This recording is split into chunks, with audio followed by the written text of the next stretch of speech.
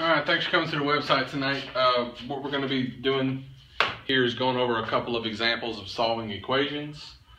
So let me give you some examples to go ahead and write down. I'm going to start off with some problems that we've already done really in class.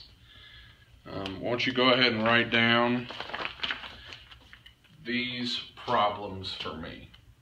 6 plus x over 2 equals 4. And also write down b plus 11 over 3, equals -2. And then the last one I want you to write down is negative 5x plus 13 equals -17. All right, let's solve this one first. Obviously, the first thing we need to do is separate our sides. All right, after we separate our sides, we've got to get all this stuff away from the variable. We've got to get the variable all alone. That's the whole purpose of, that's the whole reason for solving an equation. We want to know what x is equal to. So we got to take this 6 of this 2 and move it to the other side of the equation. Well, we all know, we've done this a whole bunch in class. We know we got to move the 6 first. Well, the 6 is currently positive. So to get rid of the positive 6, I'm going to use a -6 because positive and negative come together and they cancel each other out. Well, if I put -6 on one side, I've got to put -6 on the other side. Like we already discussed, these 6's cancel out. I'm going to bring down everything that's left over. X and 2. I don't need to write that positive symbol because it's understood. Positives are automatic. Now, do you have parentheses over here? Nope. Do you have a fraction bar over here? Nope. You don't have either one of those over there. So no parentheses, no multiplication, no fraction bar, no division. That means that you just have 4 yellow counters and 6 red counters. Well, when a yellow and a red come together, it creates a 0 pair. So 4 of these things are going to come together, create a 0 pair, and go away. Meaning I have 2 negatives left over. Basically, I subtracted 6 and 4, got 2, kept the sign of the larger negative number. Now we got to get rid of this 2. The 2 is currently being x divided by 2. Well, to undo division, I use multiplication.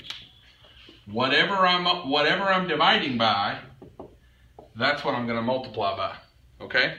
These two numbers have got to be the same. All right? If I multiply by 2 on the left side over here, then I got to multiply by 2 over here. So the 2's are going to cancel. I'll be left with x. What's 2 times 2? 4. Different signs, though. That's a negative answer. Different signs on multiplication means negative answer. This is what we call pretty math because the variable is on the left side. So if it's pretty, I put an equal sign and I circle it. All right, now let's solve this question. Same starting point. Separate our sides. Now we got a left side and a right side. All right, now this one looks a little bit different than the previous problem because on this problem everything is together. But we still got to get rid of this 11 and this 3 because we need to know what b is equal to. We got to get b by itself. Okay, so to get rid of or to start this situation off, I gave you a hint. When a problem looks like this, get rid of the bottom number first. So that 3, that's b plus 11 divided by 3. To get rid of that 3 because it's the bottom number. And remember, when it looks like this, get rid of the bottom number first. The 3 is on the bottom. That's a division of 3. To undo division, I'm going to use multiplication. And I'm dividing by a positive 3, so I have to multiply by a positive 3. I multiply by 3 on the left side. I've got to multiply by 3 on the right side. Well, the 3's over here are going to cancel.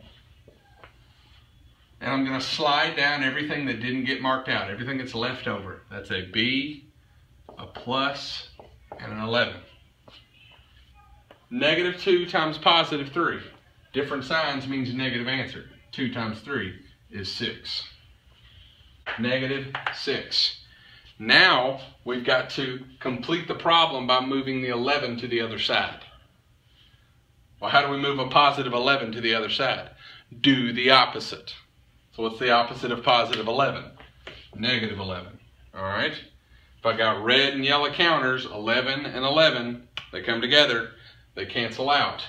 Well, if I put negative 11 on this side, I've got to put negative 11 on this side.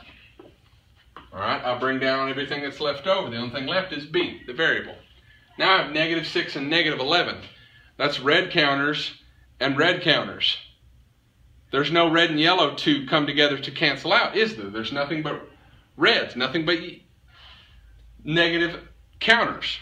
So, negative 17. But 17 riders may report.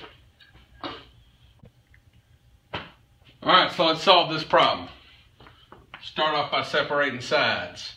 Positive 13 is what we're going to move first. We move that by making it a negative 13. The 13s cancel out over here. If I put negative 13 on the left, I got to put negative 13 on the right. Is anything going to cancel here?